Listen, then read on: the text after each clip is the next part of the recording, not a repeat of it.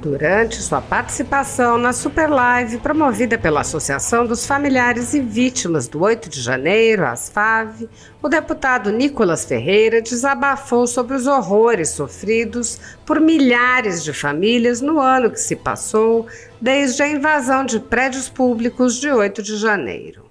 O deputado apontou que pessoas cometeram erros e algumas cometeram crimes e o que se esperaria era que houvesse justiça. Ele disse, mas de fato nós não vimos isso acontecendo. O que vimos foi uma desproporcionalidade jurídica, uma perseguição à oposição e um aproveitamento doloso de uma situação que fugiu do controle, que foi o dia 8. Nicolas Ferreira lembrou que, apesar da tomada da CPMI pelo governo Lula, foi possível mostrar uma parte da verdade à população. Ele lembrou, foram pessoas guerreiras frente a uma luta que nós estávamos lutando, não era somente contra uma narrativa, estávamos lutando contra ministros de Estado, toda a mídia de esquerda e senadores poderosos com informações privilegiadas e muito poder. O deputado afirmou, o dia 8 vai ficar marcado nos nossos corações, mas pode ter certeza de que aquilo que não te mata te fortalece. Tivemos uma morte do Clériston, que tinha um parecer da PGR para ser solto, mas mesmo assim foi mantido preso. Acredito que a partir de toda essa história que a gente teve, a gente precisa fazer uma autoavaliação. Ele lembrou que a extrema-esquerda já promoveu badernas, mas jamais sofreu consequências como as que estão sendo impostas a um grupo de pessoas que estão sendo punidas por serem de direita. O deputado disse, de fato, eles fazem uma vingança processual muito grande para poder amedrontar as pessoas. Nicolas acrescentou, conseguimos lotar a Avenida Paulista em um grito de indignação com a morte do Clezão e com o sofrimento de todos que estão passando por isso. O deputado apontou que a morte de Clezão tocou muitas pessoas e pode se transformar em um momento de virada. Ele comparou, a esquerda produz falsos heróis, mas nós de fato temos muitos heróis na direita. Apoiadores do ex-presidente Jair Bolsonaro e pessoas que apenas têm um discurso diferente do imposto pelo cartel midiático vêm sendo perseguidos, em especial pelo judiciário. Além dos inquéritos conduzidos pelo ministro Alexandre de Moraes, do Supremo Tribunal Federal, também o ex-corregedor do Tribunal Superior Eleitoral, Luiz Felipe Salomão, criou seu próprio inquérito administrativo e ordenou o confisco da renda de sites e canais conservadores, como a Folha Política. Toda a receita de mais de 30 meses do nosso trabalho está bloqueada por ordem do TSE, com aplauso dos ministros Luiz Roberto Barroso, Alexandre de Moraes e Edson Fachin. Sem a possibilidade de receber a renda de seu trabalho, o jornal corre o risco de fechar. Se você apoia o trabalho da Folha Política e pode ajudar, use o QR Code para doar qualquer quantia para a empresa Raposo Fernandes ou use o código ajude@folhapolitica.org. Caso prefira, há a opção de transferência bancária para a conta da empresa Raposo Fernandes, disponível na descrição deste vídeo e no comentário fixado no topo.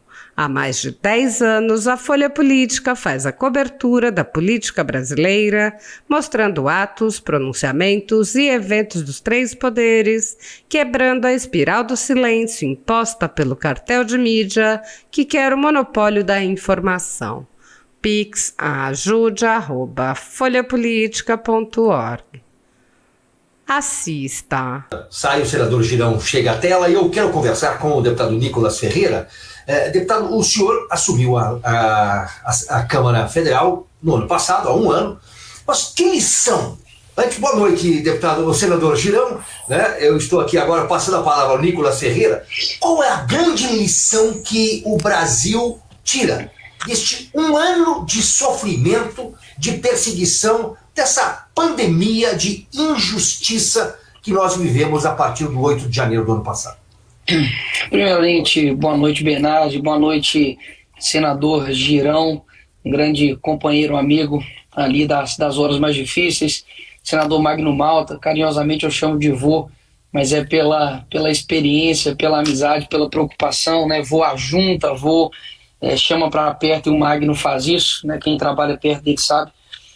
Quero aqui também, né, dar uma boa noite a todo mundo que está aí a madrugada adentro, né, num tema tão importante como esse, que é um ano do 8 de janeiro.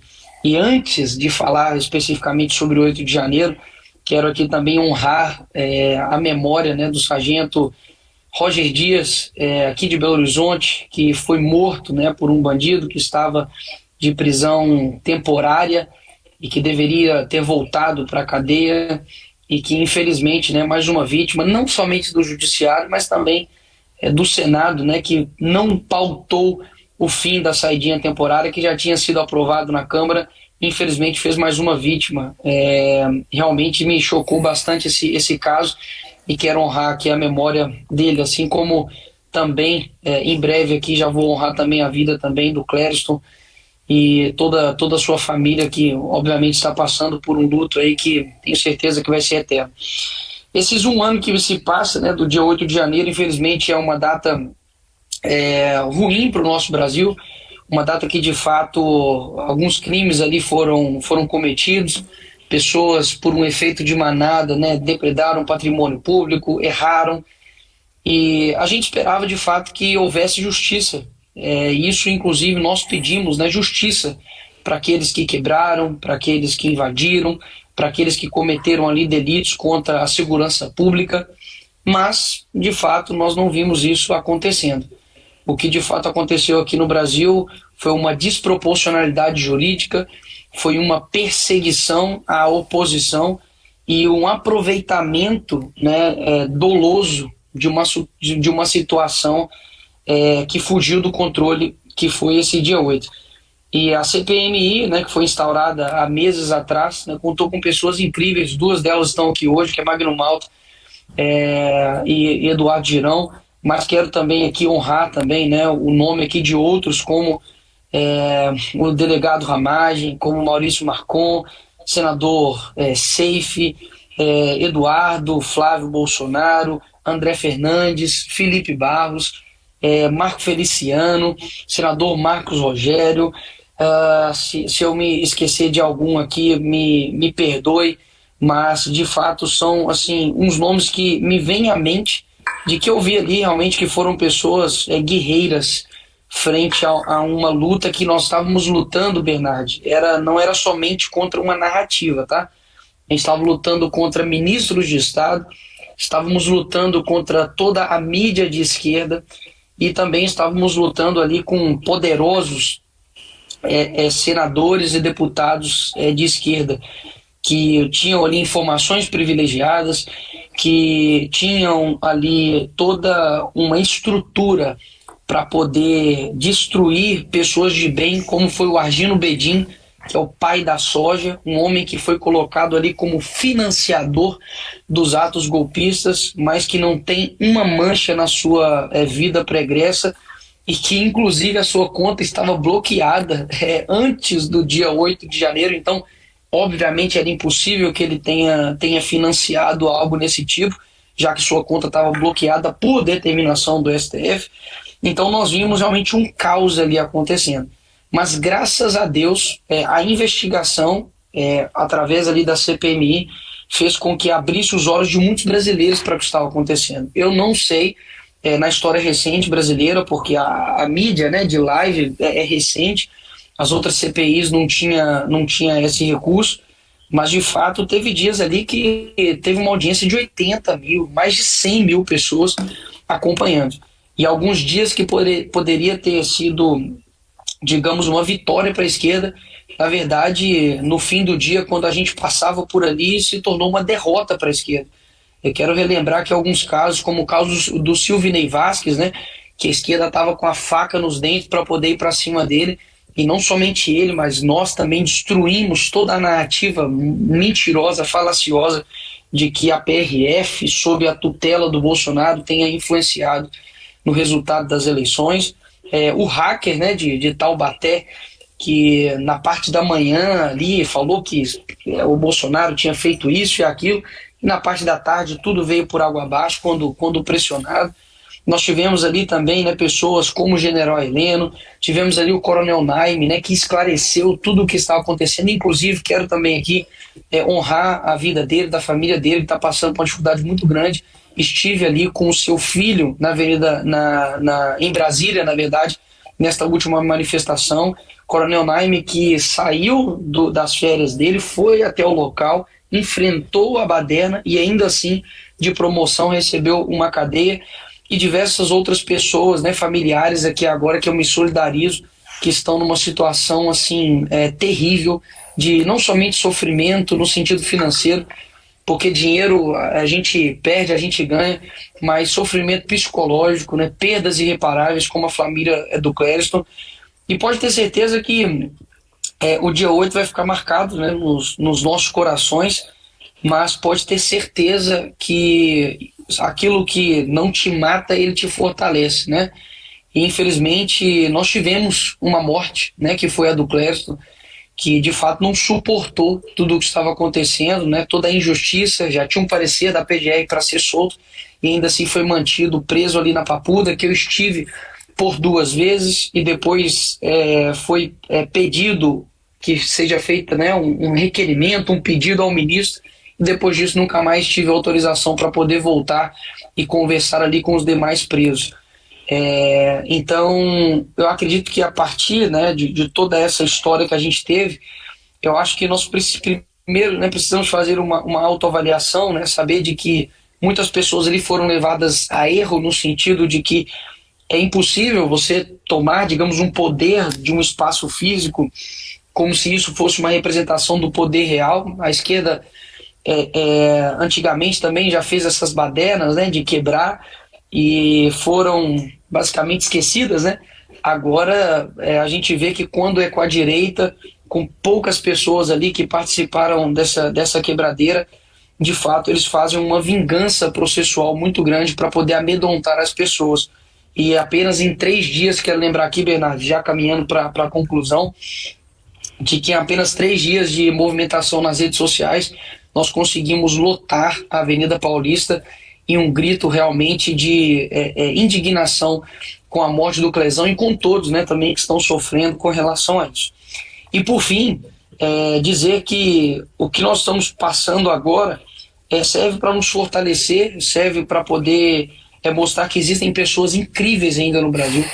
Magno e Girão, de fato, o que eu pude crescer durante essa CPMI, não como político, mas eu acho que como ser humano, foi algo incrível.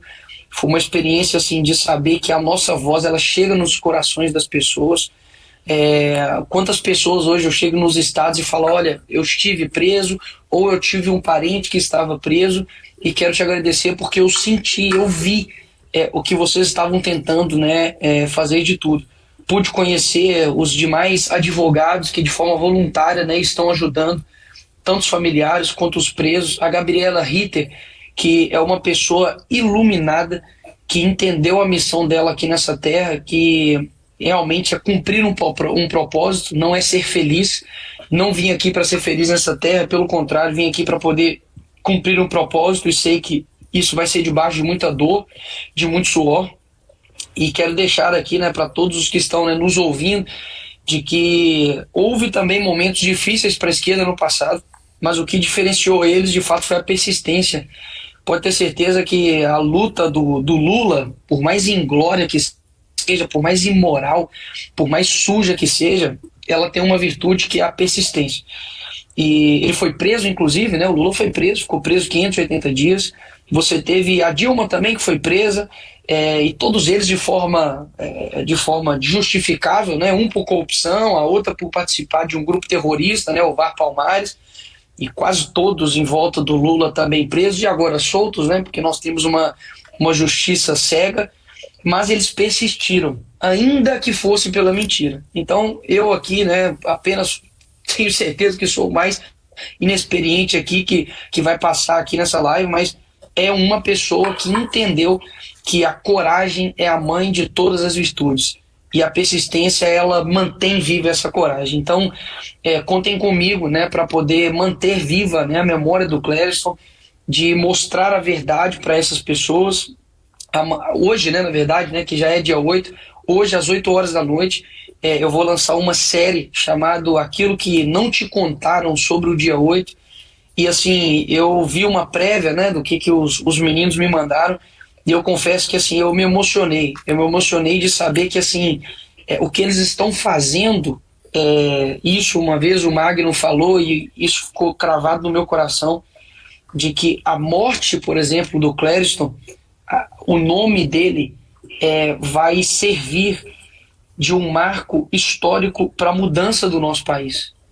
Então Clesão não é só um personagem, Clesão não é um herói produzido como a esquerda produz, né? A esquerda produz falsos heróis, mas nós de fato temos muitos heróis na direita, né? Alguns estão aqui e outros anônimos, né, que lutam todos os dias para que a verdade seja dita. Então, se eu puder deixar aqui uma palavra final, porque eu tenho uma grávida aqui também que precisa descansar, e ela me deu alguns minutinhos aqui para poder falar, porque eu não podia deixar de participar aqui dessa live, e falo isso aqui com o meu coração, assim, como eu posso dizer, não queria estar falando uma live sobre o 8 de janeiro, porque eu não gostaria que ele tivesse acontecido, mas sei também que muitas pessoas acreditam na nossa voz, né, acreditam na nossa representatividade, e pode ter certeza que nada como um dia após o outro dia.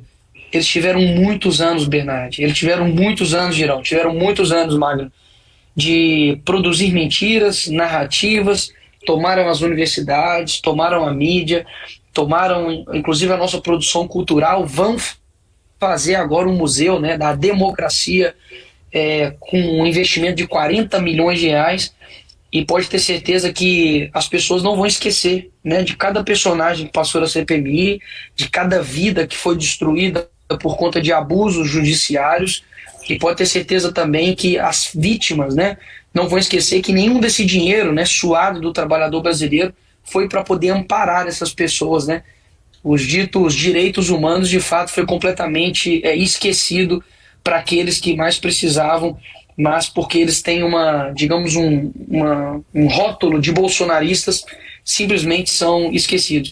Então que Deus fortaleça cada um de nós, né? Fortaleça tanto você, né, Bernard, também aí, que exerce um papel importante, né, de jornalismo, tantos outros que passaram aqui também, quanto nós, né, políticos aí, que esse ano de 2024 seja para ser fortalecido.